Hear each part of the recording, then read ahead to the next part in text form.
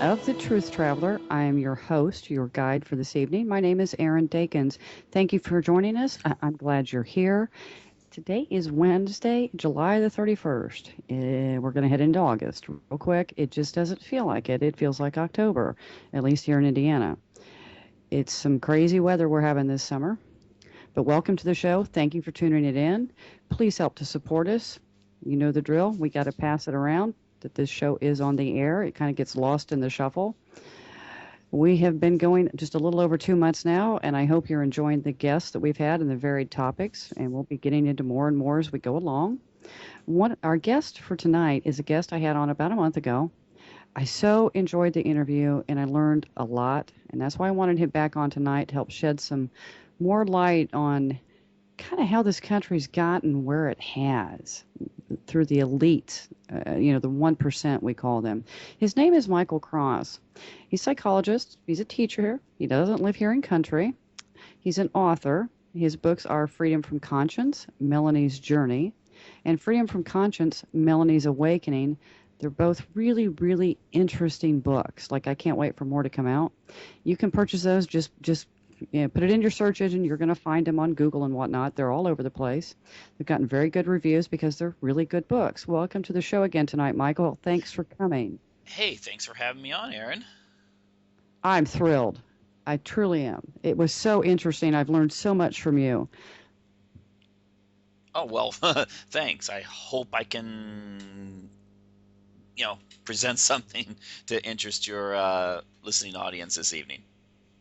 Oh, I'm sure that you will. I know when we talked last time, we discussed, the elite, the people that are kind of shaping at least how America is plugging along. Not very well, I might add. It seems like it gets crazier and crazier, but when you really start to dig into, the social slaving, I guess, I don't know how else to say it, of America, you can see where people like Bertrand Russell, they're part and parcel with what's going on today, especially through the education system.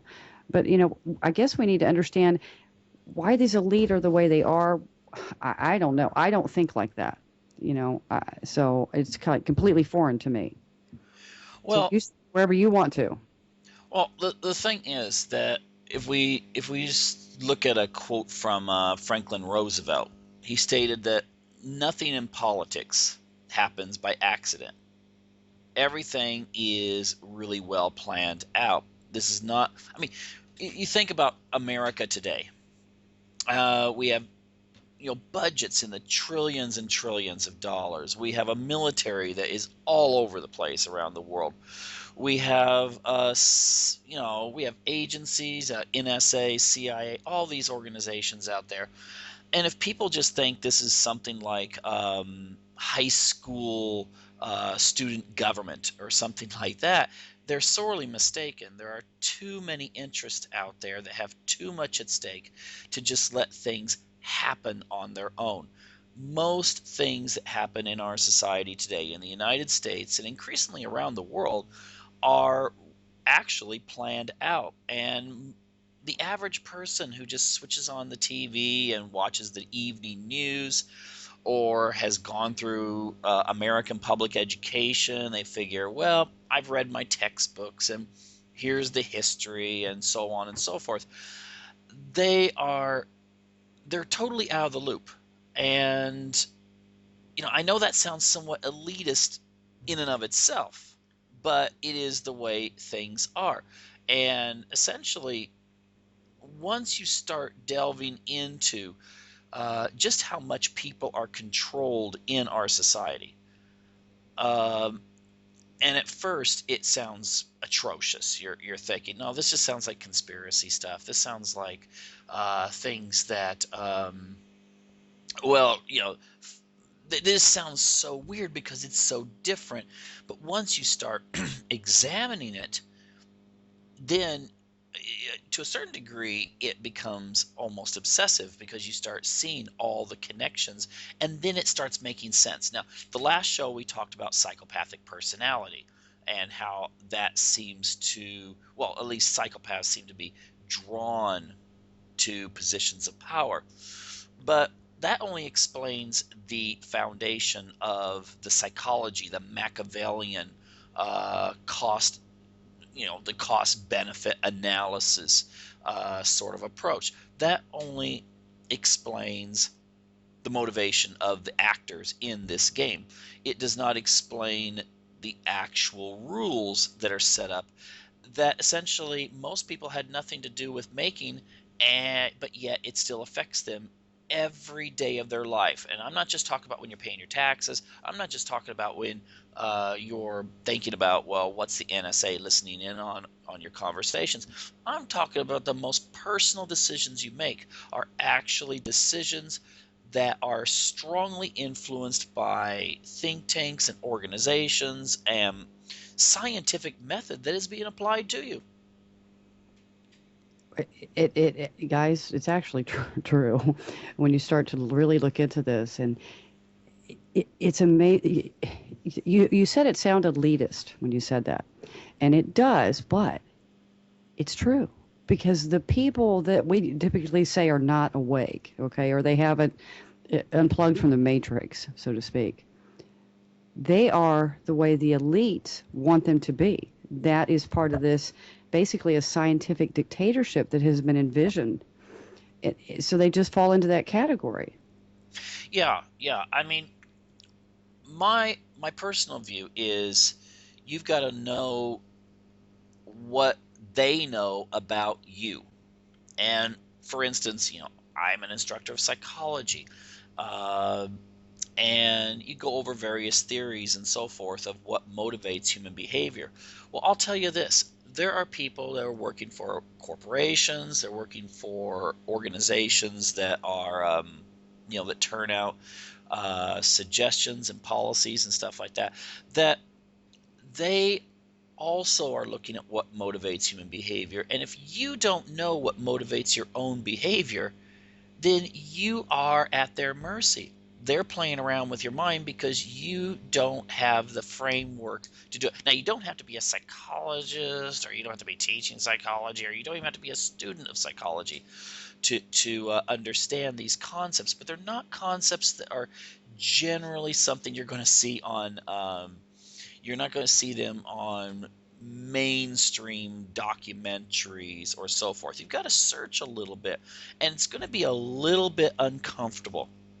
Some of these findings, I would speculate this. I know that I would assume that many of your listeners are highly religious. Some of the theories of Freud, when you first read them, Sigmund Freud, I mean, very much a cornerstone of a lot of this. When you first read these theories, they're going to sound totally atrocious. They're going to be like, who is this crazy guy who's talking about all of these subconscious desires and urges and stuff like this? And a lot of people just dismiss it and just say, no, no, no, no, this is just too weird. The thing is that he actually, if you think about it, he was actually quite conservative. I mean, he was very conservative when it came to applying these sorts of things, but they've been applied by other people. But the thing is that much of the motivations really do work. And so therefore, if your marketers are studying this theory, if people who are trying to get you to behave a certain way or accept certain things that are government policy have understood the premise of the theory, and then you just reject it, well, they've got you. That's true. It really is. That's true. But they they know how gullible people are too, Michael, you know? I mean, really, we're Well, yeah. gullible. Well, it's not just gullible. We are a trusting species. If we all were cynical, we would not survive. We would, you've got a tribe of people, and then someone comes up with the idea of, hey, let's go over to this area here and check it out and see if we can have more food or better conditions or so forth. If everyone in the tribe's just kind of going, nah, I don't want to do that, no, then there would not be success. You have to have a certain level of people believing in whoever's leading them. The problem with that is that it can be actually abused, and I think it is abused in today's society. If we purport to say that we support those kinds of ideals of free thinking and individual choice that are contained in the U.S. Constitution. Uh, so the thing is that, yes, the average person that we say is maybe not cognizant of what's going on. They're still in the matrix. Well, they're very trusting, and it's just part of human nature. The problem is you got to kind of say, hey, well, wait a minute, have you taken a look at this? It's kind of like that scene in the Wizard of Oz towards the end, where finally the little dog pulls the curtain aside, and you see the wizard. He's really just a carnival guy who happened to get trapped in this magical land because his balloon went off course. But he's got this whole society believing that he is the ultimate sorcerer in this entire society. He controls them. Well, that's the way it works in real life, unfortunately. Well, it is. And it seems like the elite, whatever you want to call them, they structure everything so that the trusting remain trusting. Okay, it's a good workforce, it's a good slave force, whatever. They don't they don't really want to encourage free thinkers. They don't want to encourage people to think outside the box or to embrace new ideas unless it's their ideas that they're bringing forth. And that's, to me, I spent most of my life like that, just kind of going along, plugging along. And now I'm starting to break out, and it's like, wait a minute. And you realize all this, and I know they don't want us to wake up. But I guess I don't understand who has a psychology in their head to want to enslave, mankind. Well, let me give you an example. I don't want to jump too much. I want to deal with this later, but let me give you an example. Oh, Well, hold on to that example, Michael. We got a break, so we'll be right back after this break with Michael Cross.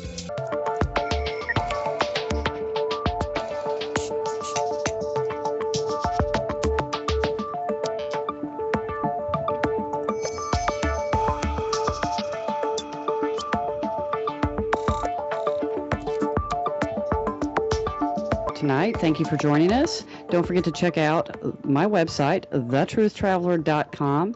It gives you the list of guests for the weeks and links. You can also purchase Michael Guest's books. I've got a link right there. You can go through and purchase the books. Freedom from Conscience, both of them, Melanie's Awakening, Melanie's Journey. You can purchase them there. But it tells you who's going to be on, and like I've told you before, we will be expanding the website as I have time. I do want to share with everybody, though, that the shopping cart is up, sort of. It is up, it is working, it is not done, but it is functional right now. Just ignore the section that says home video at the bottom till I figure out how to get that off and get new products in there. But you can go through and purchase your Ali C if you need it right on there, and that'll work, and they'll get it right to you. So I wanted to share that with you tonight. Now, Michael, before the break, we were talking about how they have a different, I guess, mindset than we do. But if you want to save that for later, you just kind of talk about what you want to. Well, what I wanted to do was just give an example, because I could sit here and talk the whole 2 hours about, they want to, control us and they want to manipulate and so forth. But it's good to give an example right off that maybe people can relate to. And I'll say this, the number one obsession, I would say it's an obsession with governments and United Nations, so forth, types organizations today is population control. Now, yes. The first thing people are going to think is, well, yeah, we need to have population control and so forth. But I want people to at least understand where the social mechanisms come in. I first of all want to point out Europe, the United States, Canada, Australia, New Zealand, Japan, South Korea, ironically enough, even so far as countries in many of the countries in North Africa and even Iran have below replacement birth rates. And Latin America also is starting to get into that too, where they're having less birth rates. And one of the things about Latin America, where they have used psychology very effectively, is in applying, Freudian concepts on people's desires and wants and so forth, and mixing that with what's called social learning theory. Now, social learning theory basically says this. It's an advanced theory that basically says we don't want to stick out. We want to conform to what people are doing around us. Yeah, we can be very super individualistic. No, that's not me. But then think about the fact that what we buy, what kind of clothes we wear, what kind of car we drive, what kind of basic habits we have, most of those are dictated by the people around us because we don't want to really stick out. And That's true. it's very uncomfortable to stick out. Well, this is not just your hairstyles. It's not just the clothes you wear. It also fits the decisions you make in regards to family and sexuality and so forth. Now, there's nothing more private than a person's sexual or family desires. However, if your number one obsession is, my gosh, there's too many people being born in a certain region, well, then you're going to do everything you can to get them to change, and you're going to try to find out what motivates these people. This is basic marketing. And what they've done is, and you can look this up, I'll just give it the name really good. There's a video that's very telling. It's a speech given by an individual named William Ryerson, and it's called Media and Fertility Transition in Developing Countries. And I think he's the head of the Population Media Center. And basically, they don't go out there, and just go into classrooms and say, well, we need to reduce birth rates by such and such percent and stuff like that. They don't do it that way because that's not going to be really persuasive to the average person. It's very academic. Instead, what you do is you encourage scripts on and storylines in television shows, soap operas in particular, since they reach a target audience, especially like in Latin America, of young, fertile women. And you show small families. You show the main characters delaying getting married later, having one or two kids. You show the people that are kind of the traditional, well, I want to have, a big family. You show them in a negative light. You show the husband who is, I want to have more and more sons, and that sort of thing. But he's going to be seen as not very nice and so forth. Oops, sounds like we have a break there. We have a break coming up, Michael. We'll be right back. Welcome back. Our guest tonight is Michael Cross, and we're just kind of discussing kind of mankind, I guess. Why we tick, I guess is a good way to put it. Okay, Michael, now continue with what you were talking about before the break.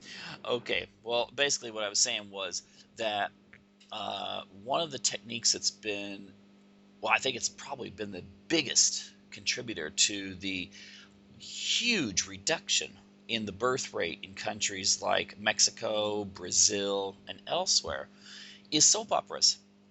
And again, if you go back to the Population Media Center's efforts, the thing is they understand the idea that what we see is what we believe reality to be at a subconscious level, and that gets us into the Freudian concept. If you think of that analogy, that our conscious mind's like the tip of an iceberg, and our unconscious mind's this massive structure underneath the surface of the water. They understand that the way to get people to change behavior is to get into their subconscious and affect them at a feeling level, a perception level. The cognitive level is just the excuses we usually make as to why we do something. For instance, I'll throw this out, since a lot of people are probably thinking, well, yeah, but that's people that are uneducated living out in the middle of the jungles in Brazil. That's not the case. Actually, propaganda is more effective on people who think that they are above it, but they've never studied it. So it's actually more effective on people in countries like America. And that may explain why all these scandals hitting nowadays, all these horrible things going on in America. I read where 80% of the population of America is either at poverty or could easily become at poverty. Okay, we're like a paycheck Okay. a paycheck away from homelessness. Well, the thing is, let me ask you, why are there no protests in America? Why is it that Egyptians take to the streets, whether they're pro or anti-Morrissey? Doesn't matter. They at least take to the streets. You have, it's not dealt with by the mainstream media, but down in Southern Europe, places like Spain, Greece, Italy, so forth, Bulgaria, huge protest, against austerity and government policy and government corruption. In America, what? Everyone's worried about American Idol, Dancing with the Stars, stuff like that. Yeah, I mean, now that's the think about truth. who is propagandized and who is the most controlled, at least in their minds. In America, people are thinking, well, that's not me. Well, actually, yes, it is. And the thing is, this whole thing with population. Now I'm playing elitist here. I know that people listening to this are thinking, oh, now wait a minute. What is he saying, that we should all go out and have 8, 9, 10 kids? And that has been something that's been put into people's minds. And the thing is that if you think about it, the initial start of this back in like around the 19 in America, the whole population control movement was really started getting going in the mid 1960s, which obviously had an effect because that was the end of the baby boom, if you think about it, and the start of lower birth rates. But there was some controversy involved, especially from religious people, conservative religious people. Now, the next generation that's been raised in this kind of a culture, they no longer have that cognitive dissonance anymore. So again, I'm just trying to show people how things can change in people's perception. A typical Christian couple getting married, I'll just say Christian, um, if you say what kind of family you're going to have, they're going to be as likely to think, well, I want a boy and a girl, as 50 years ago a humanist family would have said, well, I'm not going to have a big family, just going to have a boy and a girl, maybe. They're going to be taking on the same values for the most part as has been taught to them by the society. Now, the thing I said about cognitive dissonance, that's important the first generation. That's when you believe two conflicting things. One could be that, well, I want to, well, believing two conflicting things.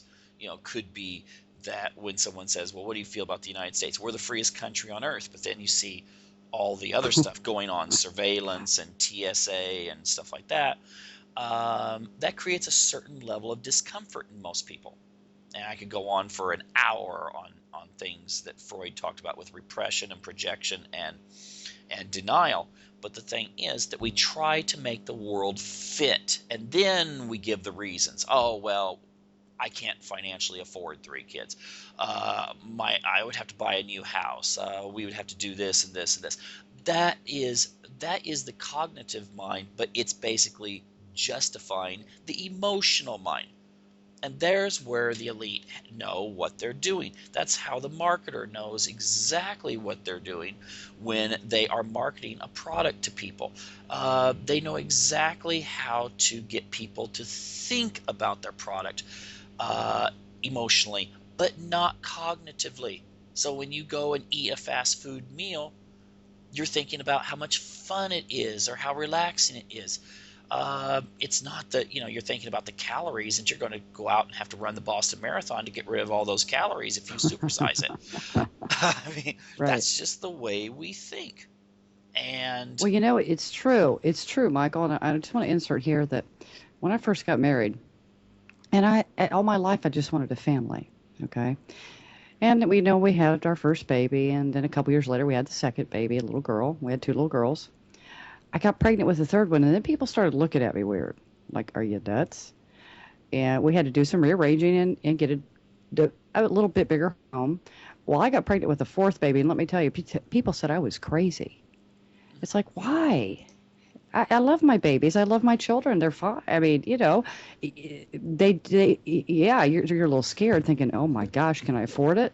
You manage. You just manage. yeah, but the thing is that emotionally, there has been so much on television. There's been so much in the education system, but I think probably television is probably more pervasive, that has persuaded people that this is a negative thing. If you think about it this way, I worked with a guy, a very highly educated guy. He and his wife had 1 child, and then his wife got pregnant with twins. And he started saying, oh my gosh, now everyone's going to think I'm white trash with 3 kids. I mean, but this is something, now you think about this. But that is, yeah, that's right. Yeah, and this is something that has been promoted because, not because people just kind of gravitate this way. Human nature is to reproduce. I mean, that's, we're geared for it from day one practically. But the thing is that if you get in there and you can essentially rewire people's values through social learning theory, through psychoanalytic approaches, you can get them to behave the way you want them to behave. My personal opinion is once they get television into every home in Africa, you will see African birth rates go down the same way they have in Brazil and Mexico and other areas. It's not because people have gone in there and championed, this idea of some sort of ecological agenda or something like that. It's because what they see on TV and they relate to it. I think one of the reasons why people are delaying marriage nowadays, and there's a whole bunch of reasons for it, economical and so forth, but there are a lot of people delaying marriage. But think about all the what you call chick flicks that especially are aimed at younger women. The hero is always the girl who she's like in her mid to late 30s before she gets, finally finds Mr. Right and gets married. Well, in China, they make it law that you can't get married till I think it's like in your mid 20s. They do it the legal way. Here we do it now here's our role models that we throw out that you should emulate. And so everything's just an assumption, but it's still control. There's a quote from Bernays. If people get a chance to look up Edward Bernays, I mean, the guy is extremely influential and very few people have ever heard of him. But he was a nephew of Sigmund Freud. He took Freud's book. Freud was an academic. He wanted to help people know about themselves and also cure them of mental illness and so forth. Bernays was a businessman. He saw the opportunity of using these theories. And so he took his uncle's work on how the subconscious works and applied it to marketing. And he made a fortune doing it. But pretty brilliant. Yeah. But the thing is, here's a quote from Bernays that people should really, really consider. The conscious and intellectual let me start over again. The conscious and intelligent manipulation of the organized habits and opinions of the masses is an important element in democratic society. Those who manipulate this unseen mechanism of society constitute an invisible government, which is the true ruling power of our country. We are governed, our minds are molded, our taste formed, our ideas suggested, largely by men we have never heard of. This is a logical result of the way in which our democratic society is organized. Vast numbers of human beings must cooperate in this manner if they are to live together as a smoothly functioning society. Almost done here. In almost every act of our daily lives, whether in the sphere of politics or business, in our social conduct or our ethical thinking, we are dominated by this relatively small number of persons who understand the mental processes and social patterns of the masses. It is they who pull the wires which control the public mind. Right there, you've got marketing 101 covered. If you understand that. You do. And they have, it's like, I'm backtracking just a bit because you want to roll. But you're talking about like people having children and how they've social engineered everybody a lot of the way through television. Okay. So it's social engineering that way. It's kind of like the soft approach, I guess. Whereas in China, they do things by the law. Oh, you got to wait till this age to get married, and you can only have one child, because if you have more than one child, you have to pay these hefty taxes, or they're going to come and just forcibly abort you. So it's social engineering. It really is brilliant. Traveler, and our guest tonight is Michael Cross, instructor of psychology, and we're discussing the human mind and the psychology that goes into shaping how people think and how they live their lives, basically. Okay, Michael, now we're back. And this is a kind of a short segment, then we go to the long break, okay? Mm-hmm. Yeah, I think we left off with Bernays, didn't we? Yes, we did. Okay, well, essentially, there's a whole bunch of people that came after Bernays um, that started applying these ideas that you find out what motivates people, and then you sell whatever you're trying to sell to them, whether it's women smoking cigarettes, which Bernays was able to actually cause that trend. In fact, Bernays is credited with actually creating the idea that bacon and eggs is an American diet, part of Americana tradition. He was working for both industries, the poultry and the pig farmers. And the thing is that you can create these kinds of ideas if you just find out what motivates people and then sell it to them. And then they will adopt whatever you give to them and make it their own, not actually realizing that you have slipped it in under the radar and convinced them in that way. And that's why I think television programming, they don't just call it programming, just for fun. It is programming. Right. We set children in front of TV shows, and I've heard Christian people talk about this a lot. They wonder why when their kids turn 14 or 15, they're dressing like, these, basically they're wondering, why does my daughter want to dress this way? Why does my son want to act this way? Well, they've been taught that since, you can go to church every Sunday, but if you set your kid in front of the TV for 5 hours a day, since they are basically able to sit up and, hold themselves steady, then that's where they've gotten most of their education. And then if that's reinforced through, no, I'm not talking about when they go and are taught things in school and so forth, but I'm talking about the peers they have and so forth. We go back to social learning theory, and all of a sudden you're wondering why they're adopting these other patterns of thought and behavior and action when they become teenagers. Well, it's not just teenage rebellion, which I would actually promote the idea that much of what we call teenage rebellion is part of societal programming. Because for some strange reason, in a lot of cultures, you don't have what we consider teenage rebellion. Yeah, you do have kids breaking out and wanting to be independent, but you don't see the same, I'm going to flaunt a new lifestyle against my parents. You don't see that in traditional societies. This is something when we created the whole concept of teenager, and then all of a sudden, this is what's supposed to go along with it. And now that's part of, everyone just explains, well, they're doing this because it's part of being a teen. Well, is that what being a teen is in China or India? I would speculate that it's not. I would speculate not either. It seems like they're just totally changing even how the children act, how they dress. They're making one thing that drives me crazy because I have kids. They talk about sex education in school, but just like they talk about what's that program, the drug program, DARE. They actually indoctrinate the kids to go the other way. Okay. Well, the more the DARE program makes them head into drugs, and then the sex education makes them want to dress like tramps and go out and have sex at 12. Well, there was a psychologist named Alfred Adler who said that the way we raise our kids, he worked with Freud, but they kind of broke on a few issues.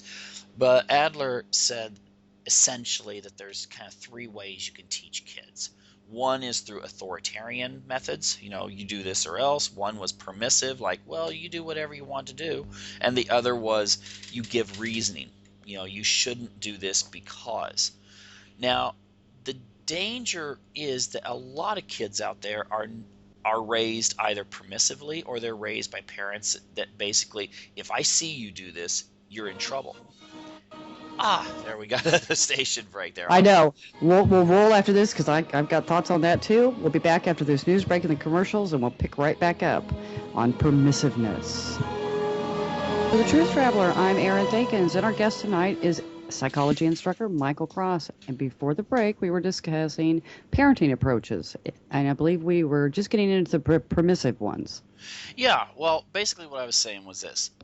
Um, According to the Adlerian model, if you raise your children with no restrictions, that's going to create problems.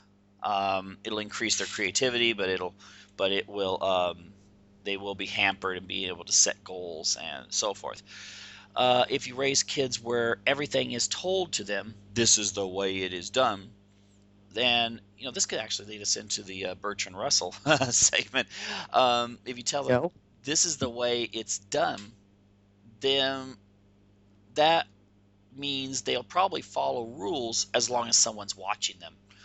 And lastly, there's kind of a democratic model where you give rules and consequences, but you explain it to them and treat them, well, somewhat like adults, but at least you make it age appropriate and you help them understand why there are rules and what could happen if they don't.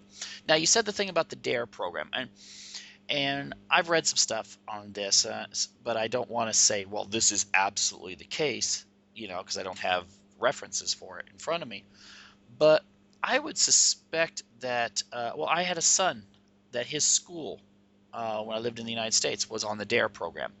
His ID card had DARE on the back of it, and all these resources involved in it. They had all these classes on DARE and so forth. Now, this was in a community that was mostly working class in the Pacific Northwest.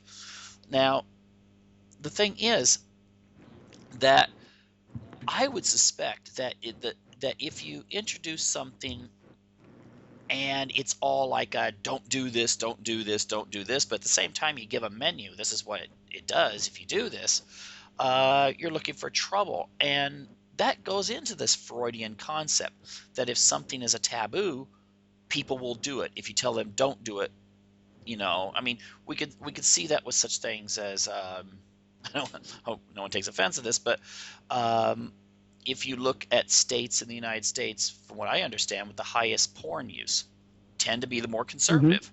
Because I think what happens is, your minister or whatever gets up and says, don't do this.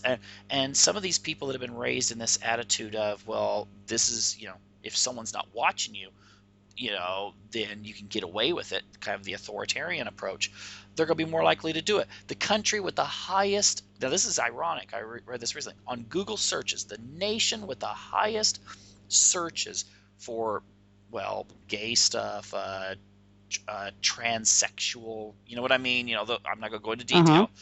The country with the Right. highest, per capita or whatever search engine, is Pakistan, a country that I think has the death penalty for Yeah, homosexuality. go figure. But I wouldn't have thought that either. but I think it has to do with that Freudian concept that if you make something a taboo, then people They will want do to it. do it. Yeah, and that's with like, Well, it's just like in the DARE program. My daughter came up from school, I think 2 years ago. She said, and she's 16 now. She said, we had that stupid DARE class again today. I said, okay. And she said, and my son was there too. And he said, yeah, they actually told you all the ingredients you needed to make meth at home. well, you see, And I was like, oh, that's good. That's cool. So tell them how to do it. yeah, and the thing is that I think sometimes we fall into this. Well, the people that fall into this the most are the ones that maybe have this kind of a authoritarian background and so forth, and the advertisers understand this. They know that they make something a little bit like risky, or people when they turn out television programs and so forth, that if something's a little bit, not too much because then you turn the person off, but a little bit on the edge, well, then you can they'll accept it eventually because they're going to want to try it, or they're going to be it's going to attract them. And then you can go further and further and further and further, and eventually you have the person convinced because now they have gone so far away from whatever they were raised in that now they have to, that goes into the cognitive dissonance, and they have to adopt whatever it is in order to make sense with their life. I mean, Yeah, it's the that's beauty of true. psychology. Sometimes psychology, you don't have to say, well, we're going to make them do this because we're going to tell them the advantages. Sometimes you can sell something on making it a little bit on edge. Now, at this point, I would like to kind of deal with some of the philosophy behind this. And, when you brought up the dare thing, I was thinking about the differences in when we see education. And I would say that education in a neighborhood that is wealthy is going to be different than one that is super poor, and that's going to be different than one that is middle class. Now, that goes against Americans' idea of fairness and so forth. But even in the public schools, I think you're going to see a difference in how we approach education, how we approach critical thinking. Now, if you get into like the kind of schools that maybe Barack Obama sends his kids to, that cost him, a lot more than most people make in a yearly income, Right. um, I think that's going to have a totally different approach to critical thinking, analysis, and so forth. Now, that's one thing I will have to say. In America, critical thinking and analysis and questioning is not something you're going to get a lot of in public education, especially that is aimed at the lower social strata. Uh, Ironically, you will get that in other countries. Some countries will really promote this, particularly in Europe and so forth. They're trying to get this more in China because they have kids that are super geniuses in math and science and stuff like that, but they don't know how to apply it. So they're trying to get more of this critical thinking into there. But in America, it seems to be more and more and more memorization, but not know what to do with the It information. is. It is. It's all memorization. I mean, they don't even teach children in elementary school. Oh, crud, I forgot the name of it. And when we used to sound out words, remember those days when you and I were Phonics, young? There was phonics. phonics. Yes, thank you. Phonics was taught. That's how we learned. Now, they don't teach that. It's memorization. Well, and then you get to the kids that are, high schoolers and they're graduating, and they can't spell some of the simplest words because they don't know phonics if they haven't been taught. Yeah. Well, Yeah, it's crazy. the thing is, I would encourage people to look up Lord Bertrand Russell. Now, every social movement has a philosophical foundation. We can get into this in a few minutes since we've talked about family and stuff. The sexual revolution did not happen on its own. If you think it just No. happened because people suddenly started going, oh, maybe we should live differently, that is not the case in any way, shape, or form. It was a movement. It had a philosophical foundation. But when we look at philosophical foundations behind, for instance, the creation of the U.S. Constitution, it was John Locke. Well, it was also the Bible, but when you talk about philosophers, John Locke was very much quoted during the Constitutional Convention. There was there was something that was motivating the way people were thinking, and they were framing the argument. Now, if we think about when it comes to kind of an elite attitude, Bertrand Russell sums it up very well in his works. Essentially, I'm not going to read the whole quote because it takes forever here. I got some stuff here. But basically, he says that there should be an education designed for the masses that will leave them docile, unquestioning, and happy with whatever life circumstances that are given to them. This fits very well into B.F. Skinner, if in behaviorism, but um, but Bertrand Russell actually says too that you should employ Freudian psychology, psychoanalysis, and behaviorism, which at that time was mostly Watson and Pavlov and people like that, but later became personified through the works of B.F. Skinner. That whole idea that humans are just mechanisms and that they could be the best way to rule society is to make people that will fit into their society versus changing society to fit the people. Yeah. So if we Right. yeah, and Russell states that for the masses you need to teach this kind of that train people so they will work and fit in, and they'll be happy, and they will follow whatever directions they're given. For the elite, they will be the ones who will be exposed to creativity, analysis, problem solving, and so forth. So, in a sense, it's not an elite that may be initially based on genetics, but it would be an elite that would be based on this kind of, well, I would say, in my personal opinion, a dystopian meritocracy, in which it would be like a brave new world that would have people that would just kind of pull the strings from behind the scenes and influence whatever was going on, and they would have control over the media, education, and so forth in order to maintain this, they would call a utopian society. Aldous Huxley and his ilk, yes. Well, I would say this: the physicist, oh, I can't remember his first name, Maku. He's always, Machu Picchu or something, yeah. yeah, He's on this, Fox News and stuff. Yeah, that one. yeah, Yeah. yeah, brilliant Oh, yeah, guy. that is the city. He is brilliant, but he deals a lot with transhumanism, and he says that in one of his speeches, he said that we are 80% into Brave New World already with our technologies, and Brave New World was supposed to be set 500 years into the future. So, Uh-huh. if you think about what we know, I mean, this is a whole different thing. I mean, if you deal with transhumanism and all these other issues, I Hmm. mean, that's down the road. But what we're talking about now is basically, Bertrand Russell was also saying that you would have more, uh, you could use medication, you could get people, if people are unruly. Now take a look at our schools today. I mean, America, what? I mean, there's more kids on drugs for such things as ADHD than the whole rest of the world combined. Oh, I know. It's just craziness. It is. Yeah, injections, I mean, it's just crazy. We live in a nutty world. We'll be right back after this break, so sit tight, everybody. Back every month, and our guest, Michael Cross. We are discussing all the weirdos in history. Anyway, it's like, I sometimes I'm even speechless when it comes to these people because I don't think that way. I don't know what else to say. I just don't. But they certainly are shaping a lot of these guys, like Bertrand Russell stuff. They're dead, but they're still shaping America. The Margaret Sangers. They get into the eugenics. I mean, we have the Tavistock Institute because of these people. So I mean, wow, it's great. Yeah. Well, I mean, again, uh, John Locke, I don't know. I mean, he was not at the U.S. Constitutional Convention in this late 1700s, but the thing is, they still influenced it, and the same is true nowadays. I said didn't want to quote Russell, but I am going to quote a couple little quick things here, and when we're dealing with social control.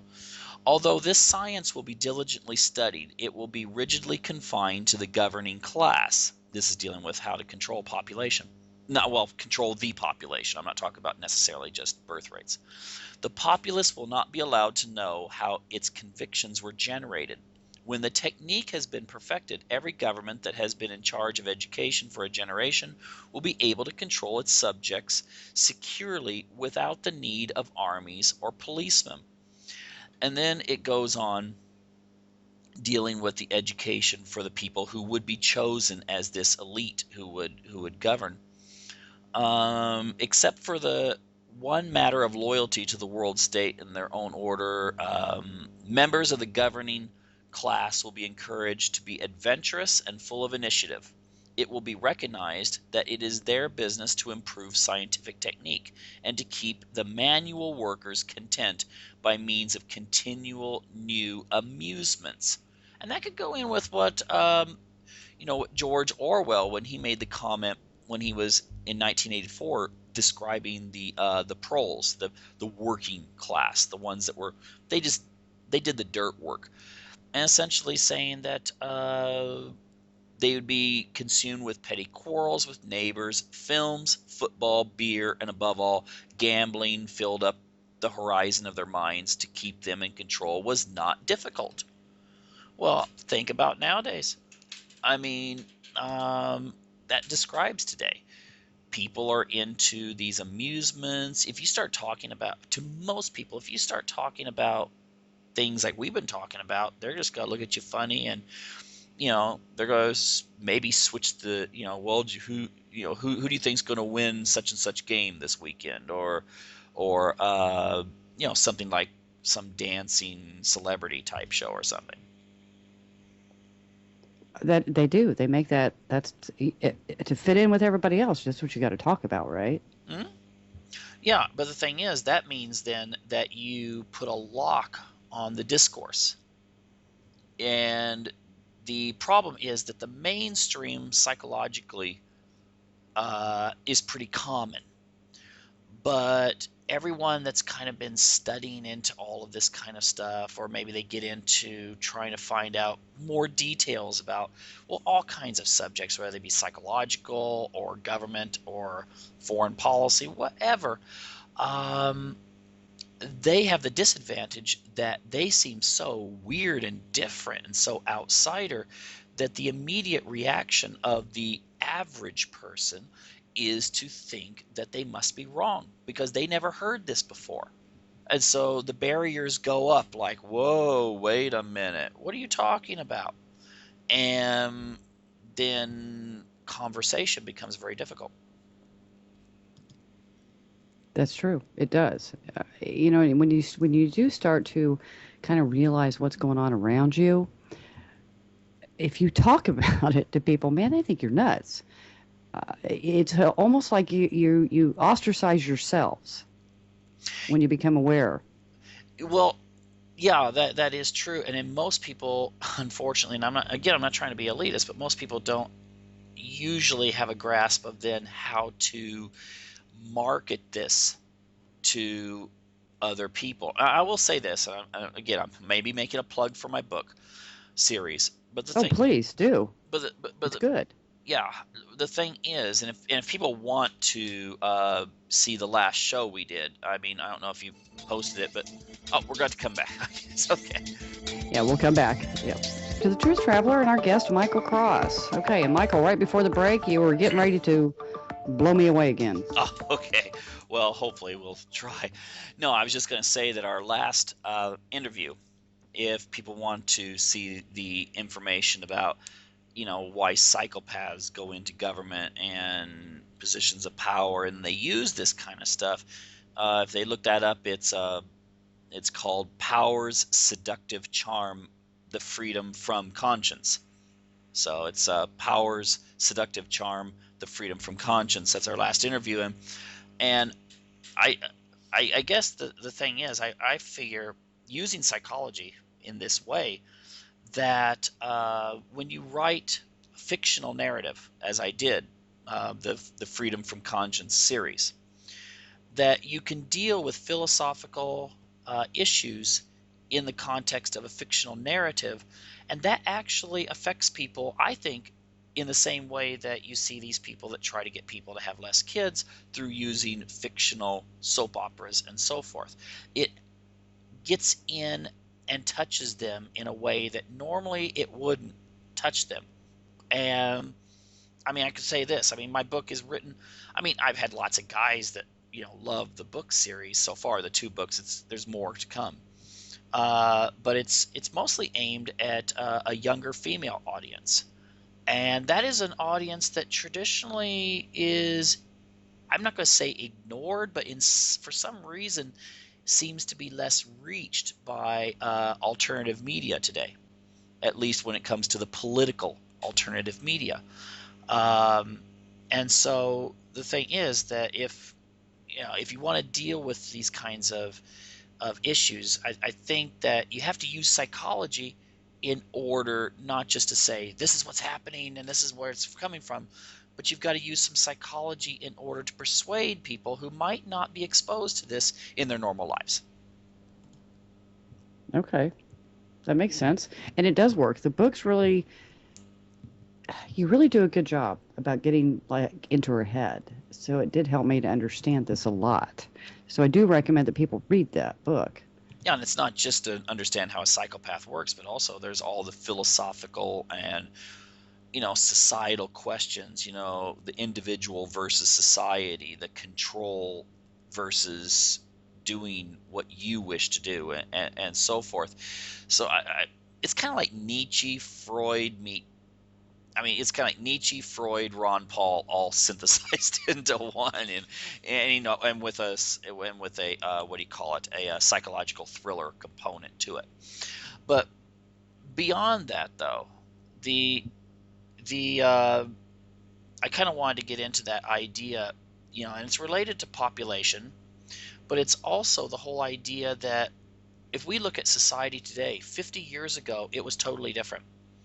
And I think most people have no idea who the father of that was. If we say the father of modern day marketing is Edward Bernays, who took all of his ideas from the father of psychology, I mean, who gets the credit for it? Sigmund Freud, or at least psychoanalysis. The father of that would have been an individual who worked with Freud but broke with Freud and rebelled against him, named Wilhelm Reich. And I don't know if you've read much on Mr. Reich, I but have not. okay, Freud believed you had to have repression. I mean, Freud would have been very conservative by today's standards. He believed that most of our behavior was based on these instinctive urges like sex and so forth, and there was all this stuff that would go in to mold us into who we are. And most people, when they see that and they see sex, they think, oh, okay, well, he's some sort of like free love type guy or something like that. Absolutely the opposite. He believed that repression was necessary to keep society going.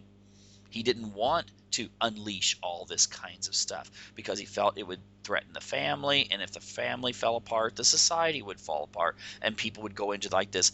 He was not a John Locke type guy. It's kind of like the psychology of Thomas Hobbes, the Hobbesian nightmare of anarchy and so forth. Well, Wilhelm Reich was more left-wing than Freud, and he thought that maybe the way you could undo traditional 20th century capitalistic society would be to unleash those forces. So in other words, the whole sex, drugs, and rock and roll type thing. And so he felt that what would happen was if people would reject all these traditions, then they would become that society would kind of crumble and then rebuild itself into like this social democratic ideal equal society that he envisioned. Now, yeah, he was someone that wrote about this and promoted this. And if you look up, it's spelled with a W, but Wilhelm Reich, you find some really interesting stuff.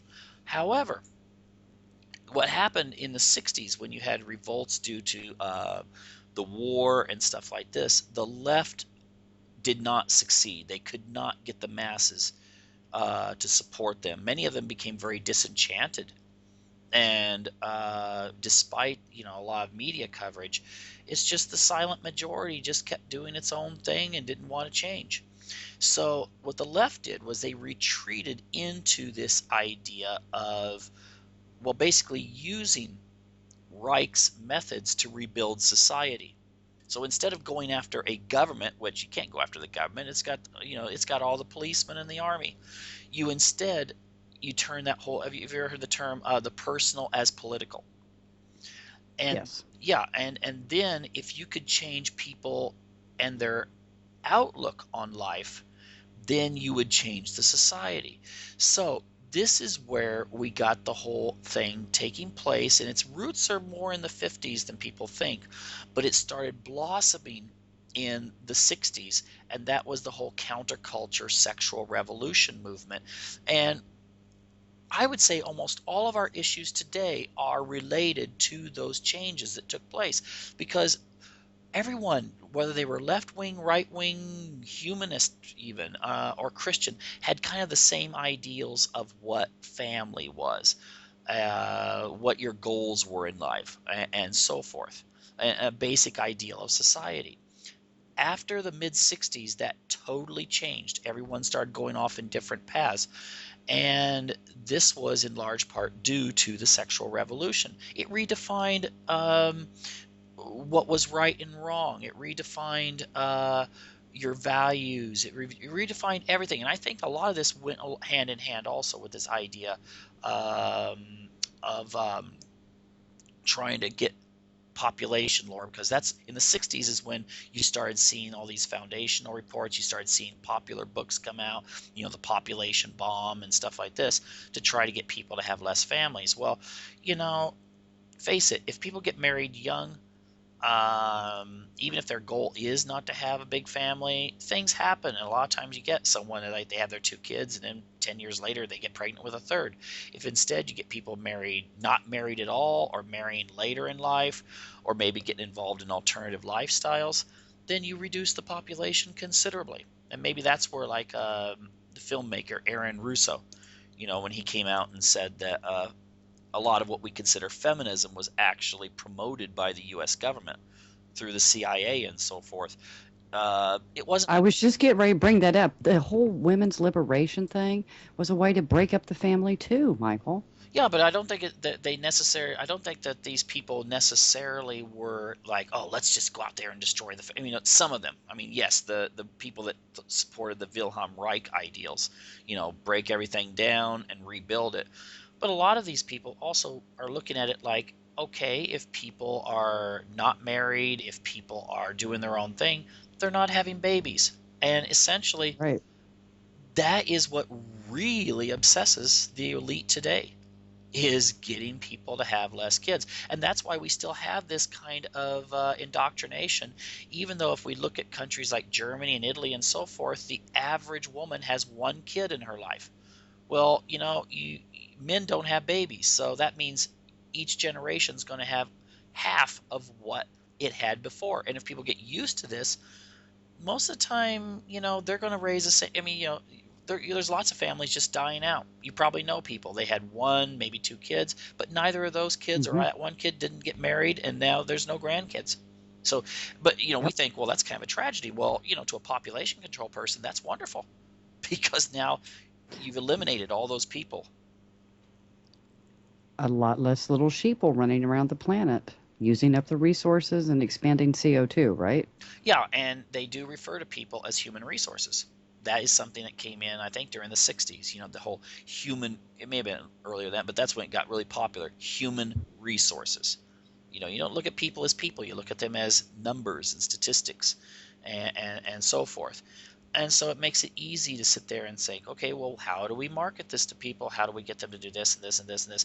And I think if people would actually analyze the kind of programming that they have on TV, and I say analyze it from the children's programming that's trying to turn out little princesses who are only concerned with a new iPhone, or the kind of clothes they wear and so forth. That's not conducive to someone that's someday going to get married and have a family.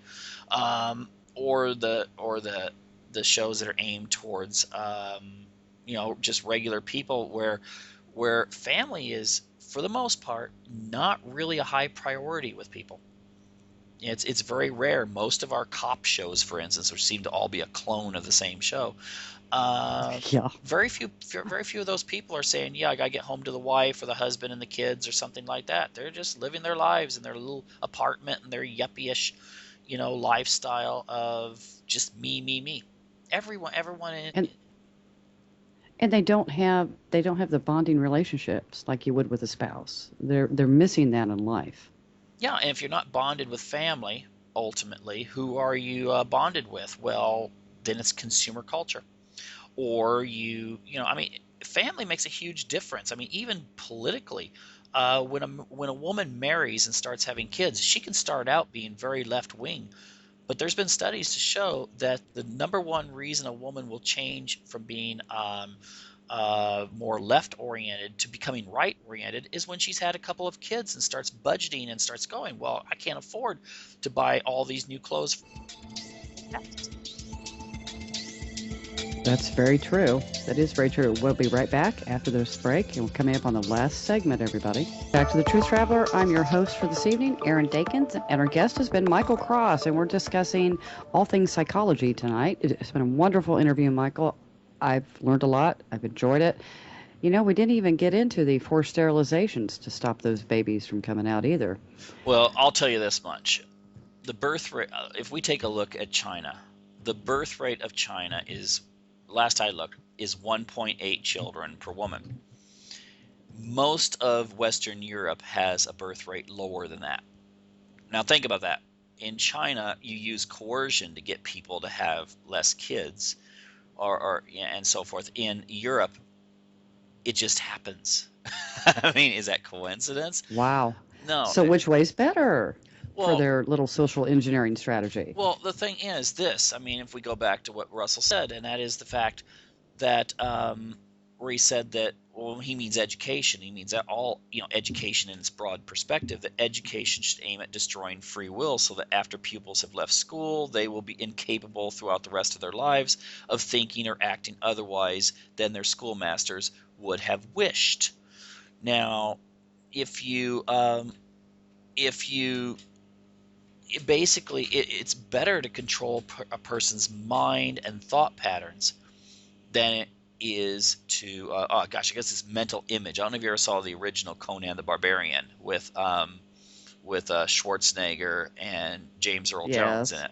Remember when the young woman is up on the platform and James Earl Jones just motions her to jump off to her death, and she does, Uh-huh. and then he Hmm. says that's where the power comes from.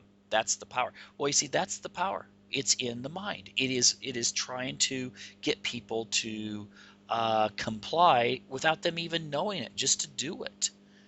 And so therefore, that is why people have to they have to know the psychology behind this. And I think sometimes people get a little turned off by psychology. They think it's, you know, they think of these daytime talk shows and stuff like that. That's not psychology. I mean, I think Freud would. Dr. Phil to the rescue, right? I think if you could bring Freud back to life, it would not be a pretty scene if he showed up on stage. It'd be It like a Jerry. probably wouldn't be. It would be like a Jerry Springer episode with Freud chasing Phil Oh, around. it would. But It would. but the thing is that yeah, I mean, I would encourage people, well, not just to read my books, but of course I want that, but I would also encourage people to question and to look up. It's on the internet. It's for free. You can look up the book Propaganda by Edward Bernays. Now, some of Mm. it's dated, some of the organizations aren't influential anymore and so forth he talks about, but just read the first couple pages. That's all you need to do, and it'll give you the idea. And Bernays had it down. Now, could we call Bernays the original conspiracy theorist? Maybe, because he says there's a hidden elite that's doing this. Okay, well, I mean, it was Bernays that said it, the founder of modern commercials and spin. And then look up what Freud has to say about the unconscious mind and defense mechanisms. I mean, That could be a whole nother show, and the repression, and mhm. oh my goodness, It the could mind is an amazing thing. it could easily be a whole show because the whole way that human mind works is such that sometimes it doesn't make sense unless you understand it, and then suddenly it makes sense. It's kind of like, it, when people can't understand why they can't lose weight. They don't understand the body has a different agenda than the mind does. The mind says, I want to look this way. The body is saying, hello, we're under stress. There's no food, help, and it doesn't know whether it's starving or not. Right. That's just a simple illustration of how, you know, understanding the mind and then understanding the body, you can take control of your life. Well, it's the same with these issues of politics and so forth. Um, these guys know how to operate, and they know how They do. to capture people. And that's what we have to wake people up to see it, to understand it, to be able to guard against it, so to speak. Yeah, and to market to the individual in a way that they will understand and see that this really pertains to them. That's true, because a lot of people don't think, they poo-poo psychology anymore. Michael Cross has been a fantastic interview. Thank you so much for joining us this evening. Hey, thanks for having me on. Talk to you soon. Guys, tune in tomorrow night. We have Pete Peterson and